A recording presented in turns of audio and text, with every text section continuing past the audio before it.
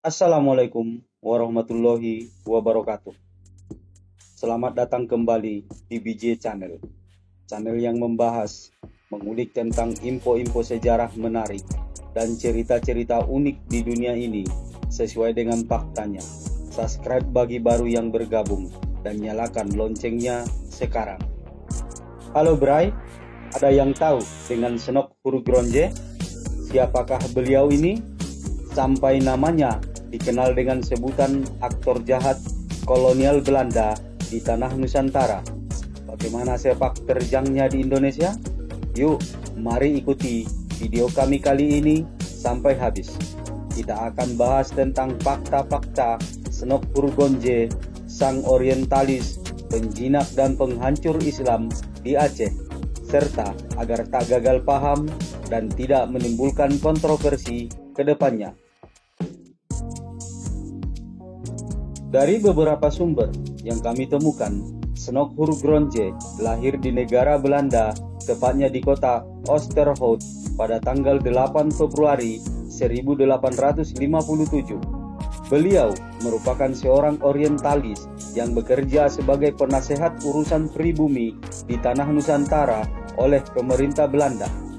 Hurugronje lulusan sarjana teologi dari Universitas Leiden di tahun 1874 dengan disertasi yang berjudul Het Mekkanse Feest atau Perayaan Mekah atau yang kita kenal sekarang Perayaan Haji setiap tahunnya. Di tahun 1881, beliau menyandang gelar profesor dari Sekolah Pegawai Kolonial Sipil Leiden.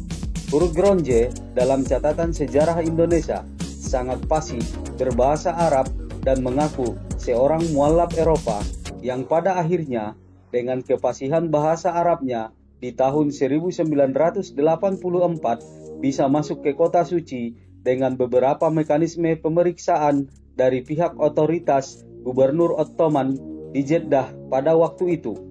Dikarenakan kepintaran dan sifat mudah bergaulnya, sehingga beliau diterima dan dibimbing para ulama Mekah tentang agama Islam itu seperti apa.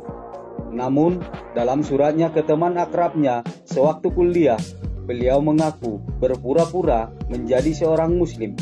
Surat ini sekarang tersimpan rapi di perpustakaan Universitas Heidelberg yang bertanggal 18 Februari 1886. Berbekal dari itu jualah, beliau kelak ditugaskan ambil peran di Perang Aceh oleh pemerintah Belanda pada tahun 1898 sampai 1905. Adapun fakta-fakta tentang apa saja gerakan maupun pemikiran seorang Senok Hurugronje di tanah Nusantara yang bahkan sampai sekarang masih banyak yang mempraktekkannya. Yuk saksikan terus videonya sampai habis ya Bray.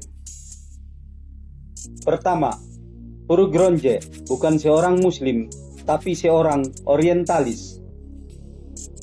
Orientalis dalam pengertiannya adalah peniruan atau duplikasi tentang dunia ketimuran atau mempelajari dengan mencari sesuatu yang bernuansa ketimuran, seperti contoh adat istiadat serta kebiasaan orang-orang Asia. Namun, seorang Hurugronje yang dia pelajari adalah adat, istiadat, serta kebiasaan umat muslim di Timur Tengah yang kelak apa yang beliau pelajari di Timur Tengah itu jualah yang dipraktekkan di Perang Aceh, sehingga Belanda memperoleh kemenangan dari Kesultanan Aceh pada tahun 1904 dengan konsekuensi Kesultanan Aceh bubar dan pemulihan kekuasaan Ule Balang. Walau Kesultanan Aceh sudah bubar, namun Belanda tetap saja tidak bisa menguasai Aceh sepenuhnya, sebab rakyat Aceh tetap melakukan perlawanan dengan cara perang gerilya. Kedua, Hurugronje dimusuhi oleh sebagian negara Eropa seperti negara Prancis. Bagi kalangan negara Eropa lainnya, Hurugronje dianggap sebagai spionase atau mata-mata negara Belanda, penipu kelas kakap. Hal ini terungkap ke publik Eropa dan Timur Tengah setelah negara Eropa melihat gerak-geriknya dalam keseriusannya mempelajari tentang Mekkah yang dibuktikan dengan judul disertasinya Hajj Mekkansi Feast atau Perayaan Mekkah atau yang kita kenal sekarang Perayaan Haji setiap tahunnya. Hurugronje pada akhirnya dideportasi dari Arab Saudi atas tuduhan pencurian batu Taima oleh pemerintah Prancis. Ketiga, Hurugronje menikah 4 kali dan mempunyai keturunan Indo-Belanda yang beragama Islam. Hurugronje dikabarkan pernah menikah dengan wanita Muslim Ethiopia yang bermukim di Mekkah. Tahun pernikahannya belum jelas. Di tahun 1889, Hurugronje dikirim pemerintah Belanda ke Nusantara sebagai peneliti serta spionase Belanda terhadap agama Islam, bahkan diangkat sebagai profesor bahasa Arab di Batavia atau Jakarta sekarang.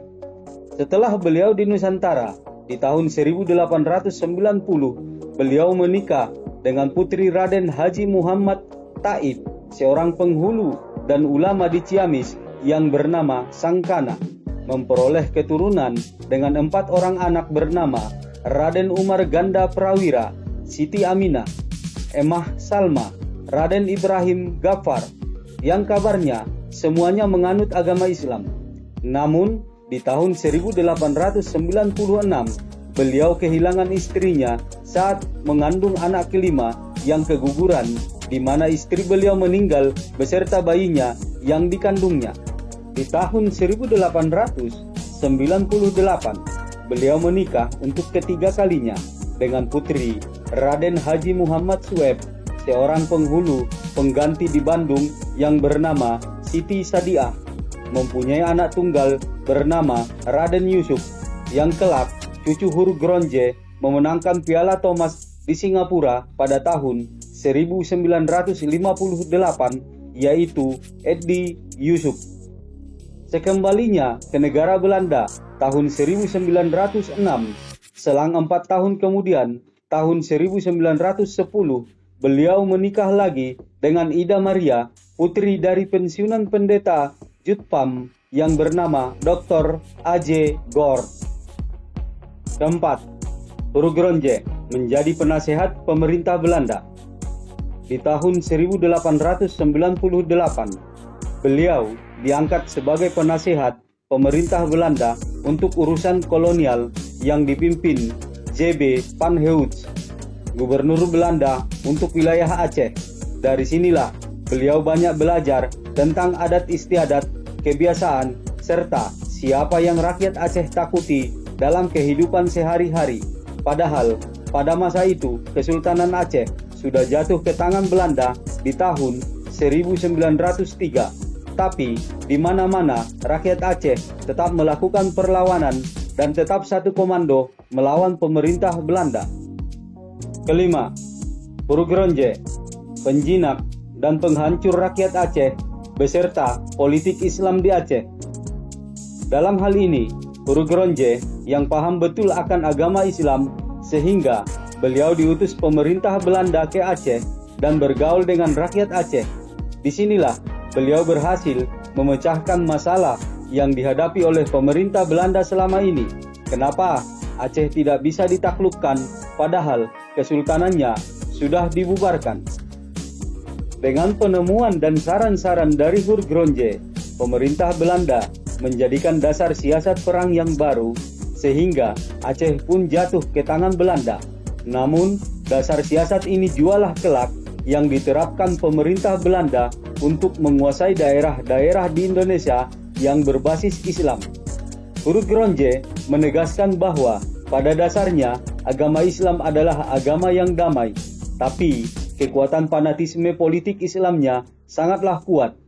Sehingga beliau berkata ke gubernur Hindia Belanda di Aceh, yakni J.B. van Heuts, musuh utama mereka bukanlah Islamnya, melainkan Islam sebagai doktrin politik, yang mana Islam menurut Hurugronje mengelompokkan ke dalam 3 golongan sesuai dengan aktivitas lapangannya, seperti Islam sebagai ritual keagamaan murni atau ibadah, Islam merupakan bidang kemasyarakatan serta Islam dalam kenegaraan. Adapun siasat yang dicetuskan oleh Hurgronje tersebut adalah dalam menangani ketiganya haruslah pemerintah Belanda melakukan pendekatan secara berbeda-beda, seperti masalah aktivitas lapangan atau ibadah. Pemerintah Belanda jangan terlalu ikut campur. Biarkan saja mereka beribadah dengan damai, maka umat Islam Aceh tidak akan melakukan perang gerilya lagi. Selanjutnya, pemerintah Belanda wajib memberikan fasilitas umum bagi masyarakat Aceh serta membantu naik haji. Dan yang terakhir, dalam kenegaraan, pemerintah harus menindak tegas secara otoriter dan tak pandang bulu terhadap rakyat Aceh yang melawan pemerintah Belanda. Salah satunya, siasat beliau menganjurkan para pemuka agama diajak gabung ke pemerintah Belanda dengan mengangkat jadi pegawai keagamaan atau di posisi penghulu atau pegawai negeri Belanda atau sekarang disebut aparatur sipil negara. Hal ini banyak yang minat dan bergabung sebab mereka dijanjikan bakal digaji tinggi. Tujuan utamanya adalah membantu bupati dan gubernur Belanda mengawasi kemunculan Islam politik serta sebagai penghubung aspirasi umat Islam di kampung-kampung dengan pemerintahan Belanda yang ada di Aceh. Keenam, Hurgronje menyatukan pendidikan ala Belanda dengan Indonesia. Kalau ditilik lebih dalam lagi, ini juga merupakan strategi Hurgronje dalam menghancurkan Islam politik tadi, di mana Hurgronje memasukkan pendidikan gaya Belanda ke sistem pendidikan di Indonesia, terutama di pesantren-pesantren yang masih kental dengan pendidikan agama Islam, dengan tujuan untuk mencegah munculnya fanatisme Islam lewat pendidikan berbasis Islam tadinya, serta mencegah terjadinya jurang pemisah yang dalam antara pemerintah Belanda dengan rakyat Indonesia. Hurgronje meninggal pada tanggal 26 Juni 1936 di Leiden, Belanda. Oke Bray, sekian dulu video dan pembahasan kita kali ini. Fakta sejarah tentang Snop Hurgronje, sang orientalis, penjinak Islam politik di Aceh. Sebelum kami akhiri video ini, kami ucapkan terima kasih telah menonton video kami hari ini. Salam sehat dan doa terbaik buat kita semua. Jangan lupa jaga kesehatan karena sakit itu mahal. Tunggu video-video dari kami selanjutnya.